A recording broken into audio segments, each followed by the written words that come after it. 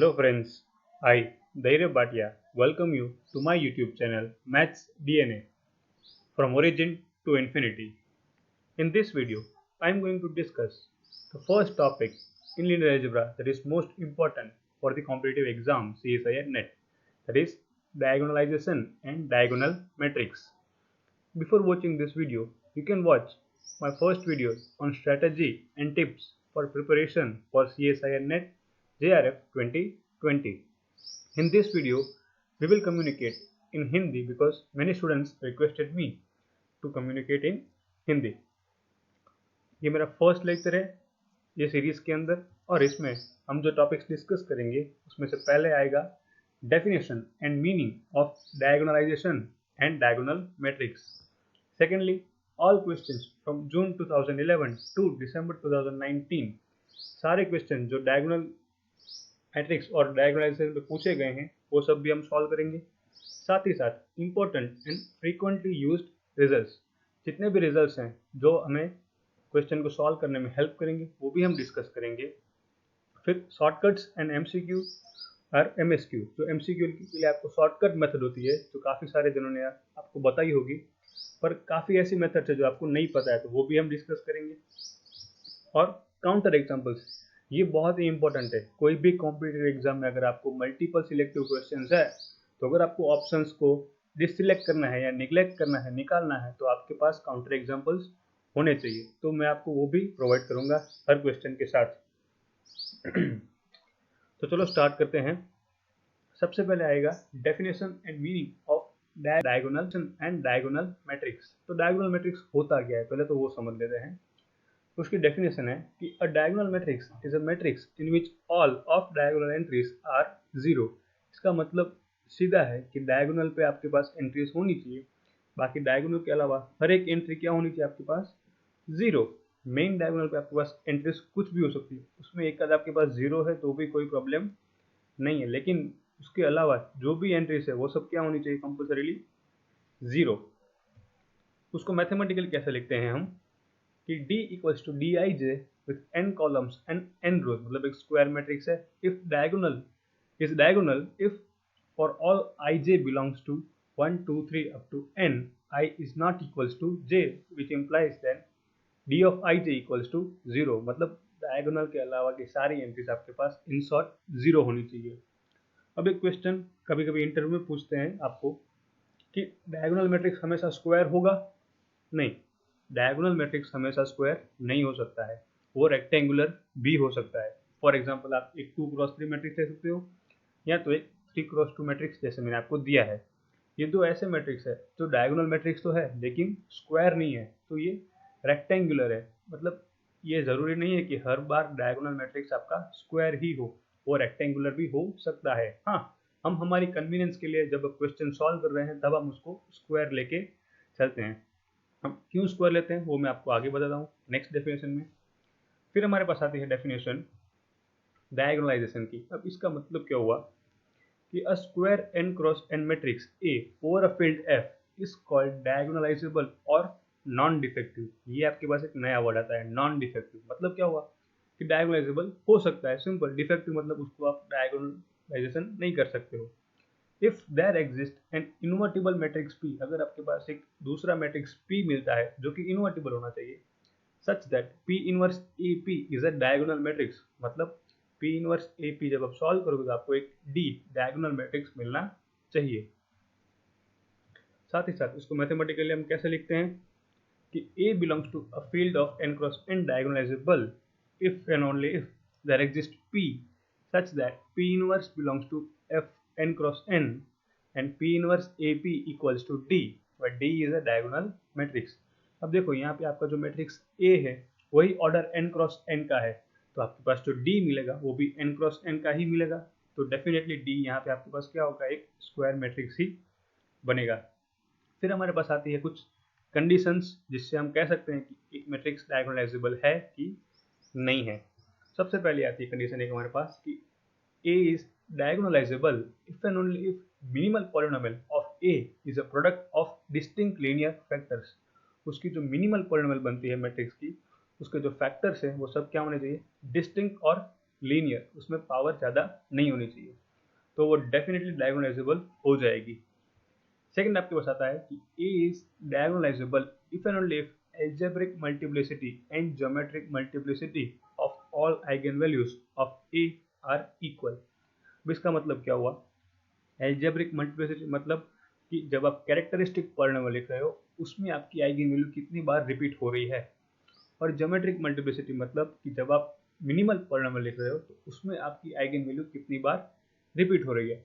For example अगर मैं कहूँ कि एल्जेब्रिक मल्टीप्लिसिटी है x minus one square into x minus two, और ज्योमेट्रिक भी है x minus one square into x minus two, तो यहाँ पे 1 की एल्जेब्रिक 2, 2 की एल्जेब्रिक 1, और उसी तरह से 1 की ज्योमेट्रिक 2 और 2 की ज्योमेट्रिक 1।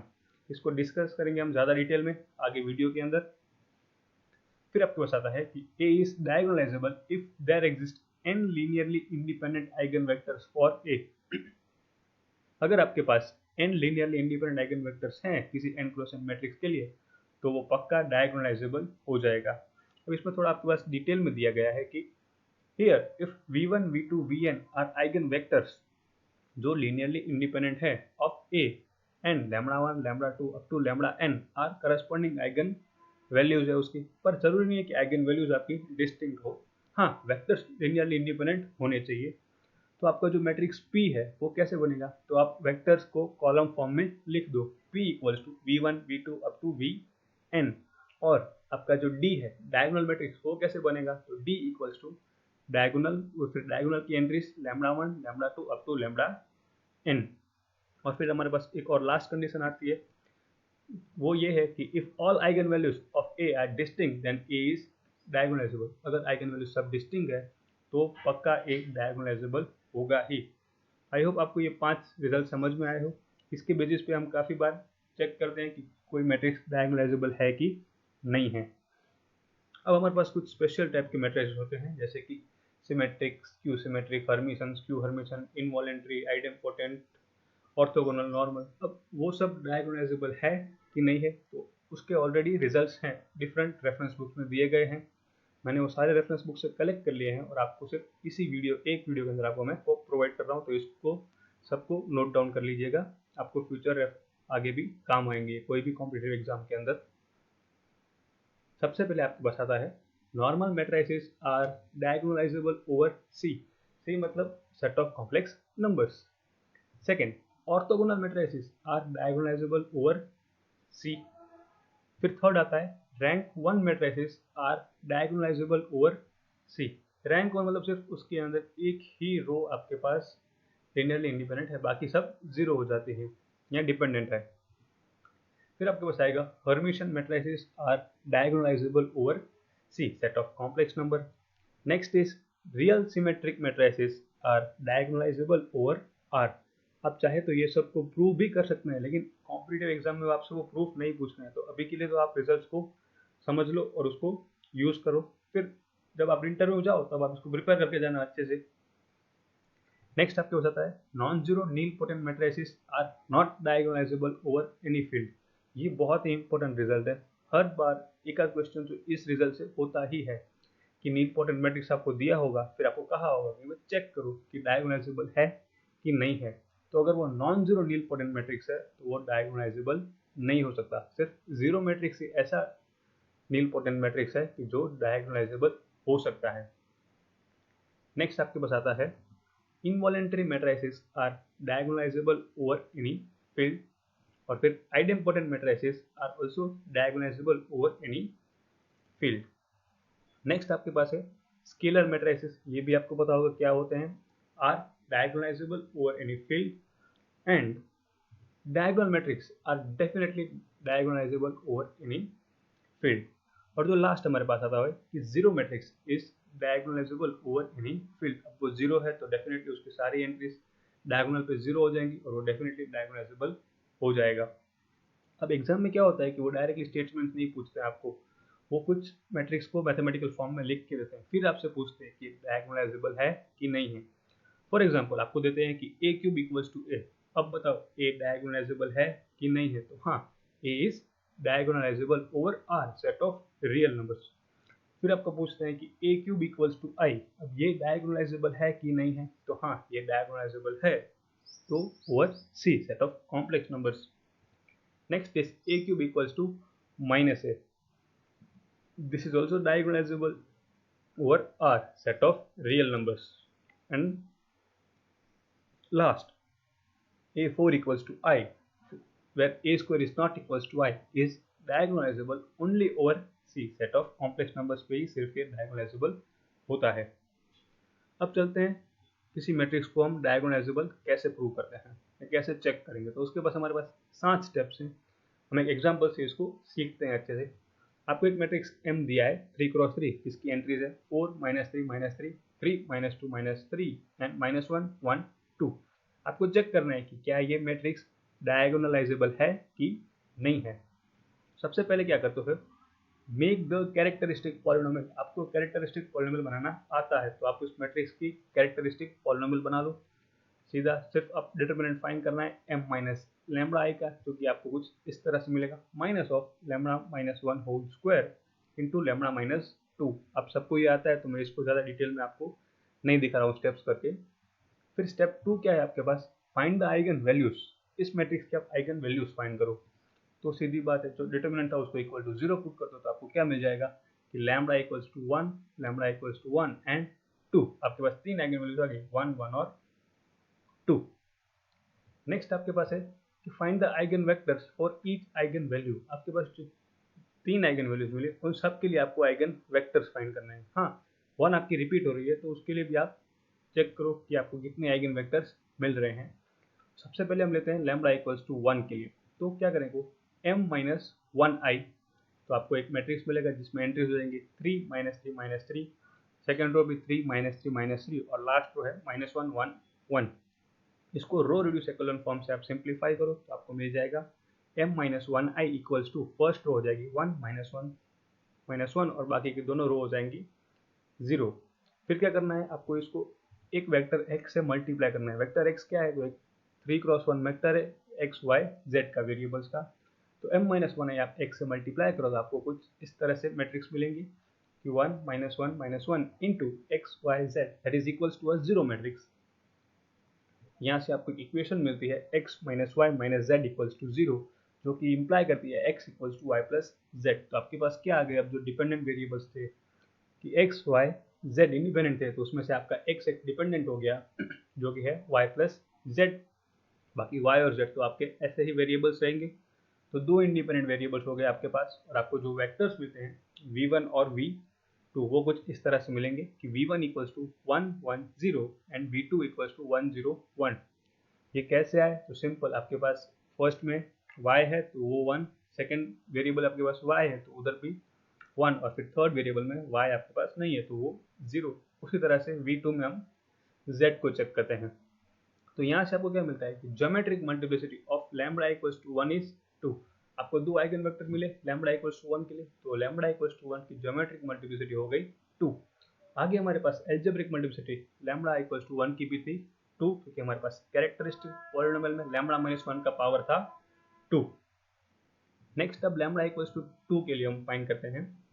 सेम मेथड है पूरा, लेकिन इस बार m माइनस 2i करेंगे।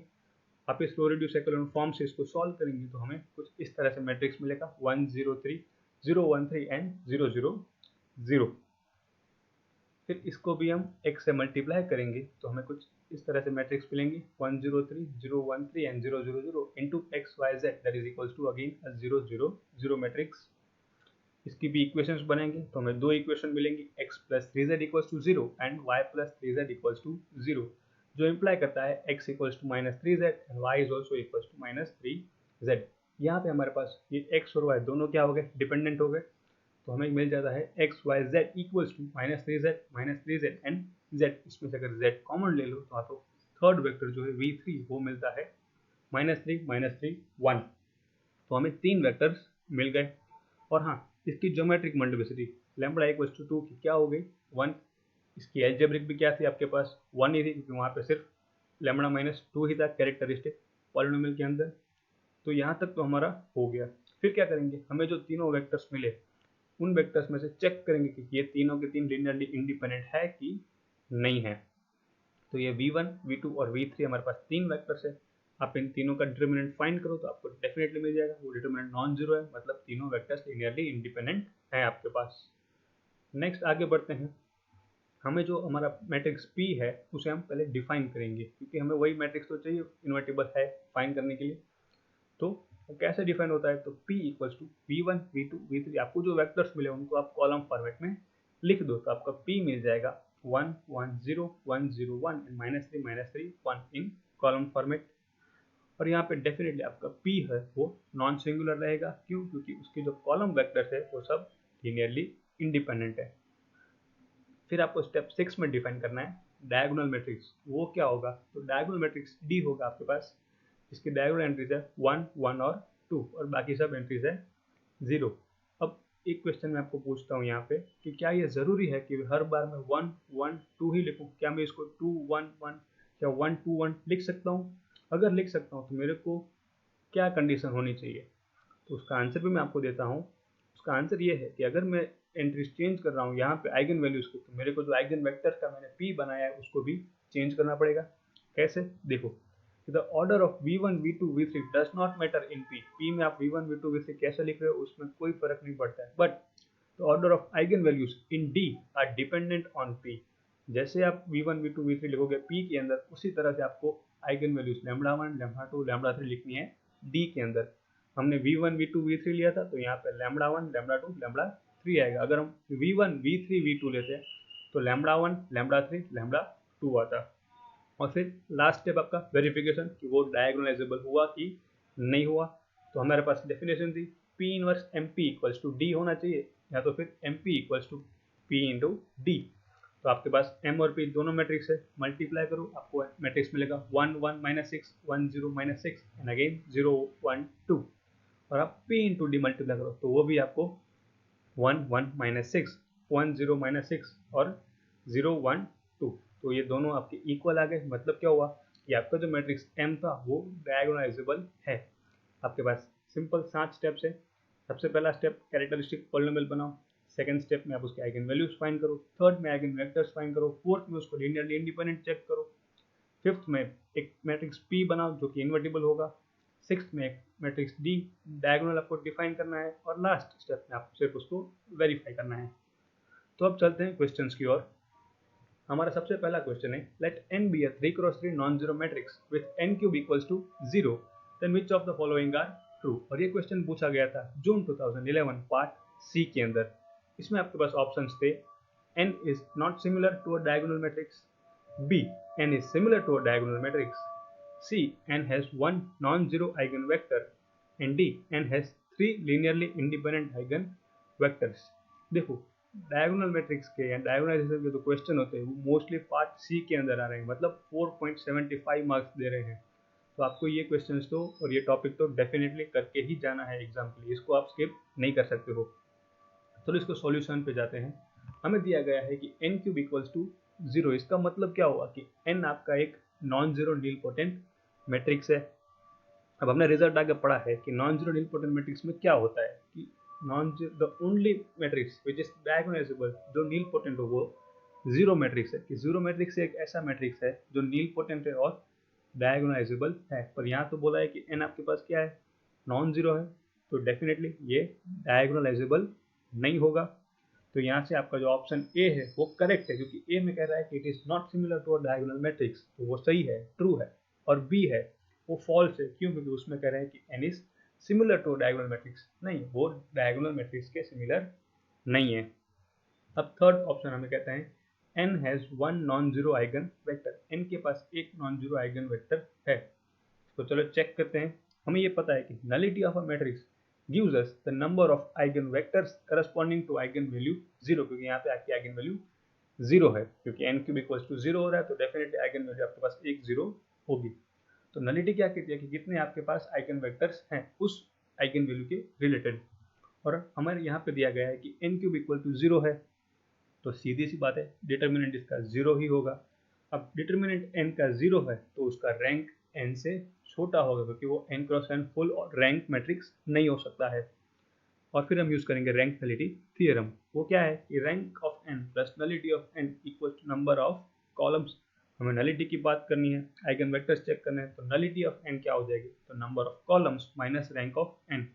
अब n क्रॉस n मैट्रिक्स है तो कॉलम्स तो n ही होंगे, माइनस रैंक ऑफ n आपका n से छोटा है, तो number of columns minus rank of m definitely आपका 1 से बड़ा आएगा। तो यहाँ से आपका जो ऑप्शन सी है वो ट्रू हो जाता है। और फिर last option D, n has 3 linearly independent eigen vectors, n के पास 3 लीनियर इंडिपेंडेंट आइगन वेक्टर्स हैं, जी नहीं, उसके पास नहीं है। उसके लिए हम काउंटर एग्जांपल देते हैं कि n equals to a 3x3 matrix with entries 0 1 0 0 0 1 and 0 0 0। आप n क्यूब करो, आपको इक्वल टू 0 मिलेगा। तो here n has only 2 non zero linearly independent eigen vectors, और वो दो क्या है, 1 0 0 एंड 0 1 0। लेकिन ऑप्शन तो कह रहा है कि उसके पास 3 है, तो वो गलत है। तो डी भी आपका ऑप्शन फॉल्स हो जाता है। तो आपके पास दो करेक्ट आंसर है, option A and option C, आपको दोनों टिक करने हैं एग्जाम के अंदर। चलो अब नेक्स्ट क्वेश्चन लेते हैं आपके पास।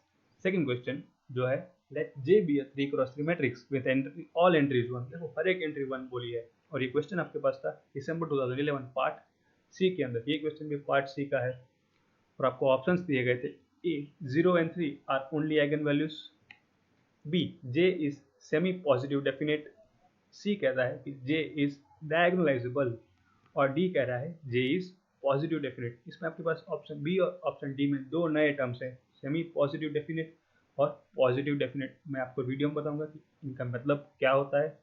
चलो इसको सॉल्व करते हैं। सबसे पहले हम जे बना लेंगे कि भाई एक 3x3 मैट्रिक्स जिसकी सारी एंट्रीज क्या है, 1 है। फिर हमारे पास एक रिजल्ट है, अगर हर एक रो का सम कोई पर्टिकुलर वैल्यू के हो रहा है तो के डेफिनेटली एक आइगन वैल्यू होगी उस मैट्रिक्स की। यहाँ पे हर एक रो का सम क्या हो रहा है, 3, तो डेफिनेटली एक आइगन वैल्यू तो 3 ही होगी। फिर जब आप इस जे मैट्रिक्स को थोड़ा सिंप्लीफाई करोगे तो आपको ये रैंक 1 मैट्रिक्स मिल जाएगा। तो यहाँ पे आइगन वैल्यूज ऑफ जे क्या हो जाएंगी, 0 0 और 3। 0 0 3 क्यों, क्योंकि ये एक रैंक 1 मैट्रिक्स बनेगा। और आपको पता होना चाहिए कि एल्जेब्रिक मल्टीप्लिसिटी 0 की n-1 होती है, जबकि कोई मैट्रिक्स एक रैंक 1 मैट्रिक्स होगा। आप इजीली सॉल्व भी कर सकते हो इसको। आपका ऑप्शन ए है वो करेक्ट हो जाता है। फिर चलते हैं ऑप्शन बी और ऑप्शन डी पे। बी है J is semi positive definite, और डी है जे इज पॉजिटिव डेफिनेट। अब सेमी पॉजिटिव डेफिनेट का मतलब क्या हुआ कि eigen values are non negative, और पॉजिटिव डेफिनेट का मतलब हुआ eigen values are strictly positive. बहुत ही छोटा सा फर्क है। नॉन नेगेटिव मतलब आप 0 को ले सकते हो, और स्ट्रिक्टली पॉजिटिव मतलब आप 0 को नहीं ले सकते हो। यहाँ पे तो आपके पास आइगन वैल्यूज में 0 0 3 है। इसका मतलब क्या हुआ कि बी सही है और डी गलत है, मतलब जे सेमी पॉजिटिव है पर पॉजिटिव नहीं है। तो B is true and D is false. और अब आपका मेन जो हम पूरे वीडियो में डिस्कस कर रहे हैं टॉपिक, डायगोनलाइजेबल, तो जे इज डायगोनलाइजेबल, ये आपको चेक करना है। तो आप लैम्बडा इक्वल्स टू 3 एक आइगन वैल्यू है, उसके लिए हम एल्जेब्रिक मल्टीप्लिसिटी फाइंड करेंगे और ज्योमेट्रिक मल्टीप्लिसिटी फाइंड करेंगे। एल्जेब्रिक तो हमने देख लिया, एक ही बार आ रहा है। ज्योमेट्रिक हमें 1 मिलेगी, हम उसको चेक करते हैं। चलो कैसे चेक करोगे, तो j माइनस 3i पहले फाइंड करो, फिर उसको थोड़ा रो रिड्यूस एक्लोन फॉर्म में लिखो, और फिर उस रो रिड्यूस एक्लोन फॉर्म में आप उसकी नलिटी फाइंड करो। Nullity of j minus 3i, तो वो 1 मिलेगी, क्योंकि एक लास्ट वेक्टर आपका 0 हो गया, लास्ट रो आपकी 0 हो गई, तो इसकी ज्योमेट्रिक मल्टीप्लिसिटी क्या हो गई, 1 हो गई। सेकेंड, अब लैम्बडा इक्वल्स टू 0 के लिए हम चेक करेंगे कि एल्जेब्रिक मल्टीप्लिसिटी 2 है और ज्योमेट्रिक मल्टीप्लिसिटी भी क्या है यहाँ पे 2। तो आप इस j माइनस 0i करो, इसको सिंप्लीफाई करो, तो आपको लास्ट की जो दो रोज है वो 0 मिल रही है। मतलब क्या हुआ कि नलिटी क्या हो गई, इसकी भी 2 हो जाती है। तो 10 for each eigen value algebraic multiplicity and geometric multiplicity are equal. Algebraic और ज्योमेट्रिक दोनों इक्वल है, तो ऑप्शन सी भी आपका क्या हो गया, ट्रू हो गया। और आपके करेक्ट आंसर हो जाते हैं option A, B and option C. अब बढ़ते हैं आगे हमारा थर्ड क्वेश्चन। थर्ड क्वेश्चन ये है कि let A B a non zero 2x2 matrix with complex entries such that a square equals to 0, then which of the following holds। और आपका ये क्वेश्चन पूछा था दिसंबर 2011 के अंदर ही पार्ट सी में। देखो आपको दो क्वेश्चन थे पार्ट सी में डायगोनलाइजेशन के, दिसंबर और दिसंबर 2011 में। तो ये टॉपिक सीरियसली इंपॉर्टेंट है। आपके ऑप्शंस थे P A P inverse is for some P invertible matrix. आपको पी ए पी इनवर्स एक डायगोनल मैट्रिक्स मिलेगा किसी पी के लिए। Second, A has 2 distinct eigen values. Third में है a has only one eigen value, और fourth ab equals to v for some v belongs to c square.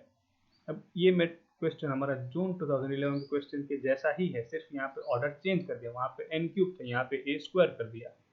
अब a square equals to 0 मतलब क्या हुआ कि a is non zero nilpotent matrix. Non zero है, हमें पता है कि एक जीरो मैट्रिक्स ऐसा है जो डायगोनलाइजेबल होता है नीलपोटेंट के अंदर, तो ये तो नॉन जीरो है, तो पक्का ये डायगोनलाइजेबल नहीं होगा, तो आपका ऑप्शन ए है वो इनकरेक्ट हो जाएगा या फॉल्स हो जाएगा। फिर ऑप्शन बी और ऑप्शन सी लेते हैं कि बी कहता है कि A has two distinct eigen values और सी कहता है A has only one eigen value. दोनों में बहुत ही डिफरेंस है। बी कह रहा है कि दो आइगन वैल्यूज लेकिन डिस्टिंक्ट, और ए कह रहा है सिर्फ एक ही आइगन वैल्यू है, फिर वो सेम होगा तो चलेगा दो बार। तो हमें पता है कि यहाँ पे दिया है ए स्क्वायर इक्वल्स टू 0, इसका मतलब क्या होगा कि eigen values of A are given by lambda square equals to 0, और उसका सॉल्यूशन भी होगा लैम्डा इक्वल्स टू 0, सिर्फ एक ही आइगन वैल्यू मिलेगी 0। तो यहाँ से A has only one eigen value 0। Eigen values वैसे तो दो है लेकिन वो एक ही है 0, मतलब रिपीट हो रही है, तो ऑप्शन बी गलत हो जाता है, बी इज फॉल्स, और सी सही हो जाता है क्योंकि आपके पास सिर्फ एक आइगन वैल्यू मिल रही है। और last option A v equals to v for some v belongs to C square. अब अगर आपने वी को कोई नॉन जीरो वेक्टर अज्यूम किया है तो आपको क्या मिलना चाहिए, A v equals to one v मिलना चाहिए। अब if v is non zero then we get one as an eigen value, और हमने आगे पढ़ा कि आइगन वैल्यूज तो सिर्फ क्या है उसकी जीरो ही है, तो वन उसकी आइगन वैल्यू नहीं हो सकती है, तो ऑप्शन डी भी सही नहीं हो सकता है, तो option D is also false. तो आपका सिर्फ करेक्ट आंसर हो जाता है ऑप्शन सी, बाकी सारे आंसर क्या हो गए, फॉल्स हो गए। ये भले ही पार्ट सी का क्वेश्चन था लेकिन इसमें सिर्फ आपको एक ही करेक्ट आंसर मिल रहा है, तो इसलिए जरूरी नहीं है कि पार्ट सी का है तो मोर देन वन करेक्ट मिलेंगे, आपको हर एक ऑप्शन को अच्छे से चेक करना है और ये टॉपिक को प्रिपेयर करना है। बाकी के क्वेश्चन जो 2012 से लेकर 2019 के अंदर आए हैं वो मैं नेक्स्ट वीडियो में डिस्कस करूंगा आपके साथ। तब तक के लिए आप ये टॉपिक अच्छे से प्रिपेयर करो और खुद से सॉल्व करो क्वेश्चन, और कोई भी क्वेश्चन आपको डाउट हो तो नीचे कमेंट सेक्शन में आप मुझसे पूछ सकते हो। And all in one practice questions with detail solution for CSIR NET JRF 2020। 4 topics हमारे पास जिस पे हर बार क्वेश्चन आते हैं और वो काफ़ी इंपॉर्टेंट होती है और काफ़ी वेटेज होता है। Real analysis, linear algebra, complex analysis and abstract algebra. तो मैंने नीचे लिंक दिया डिस्क्रिप्शन बॉक्स के अंदर जहाँ पे आप इन चारों टॉपिक्स के क्वेश्चंस विद सॉल्यूशंस देख सकते हो और ले सकते हो। And be a member of our social club, check out more than 175 videos on our YouTube channel and get a rich new material on our Telegram channel.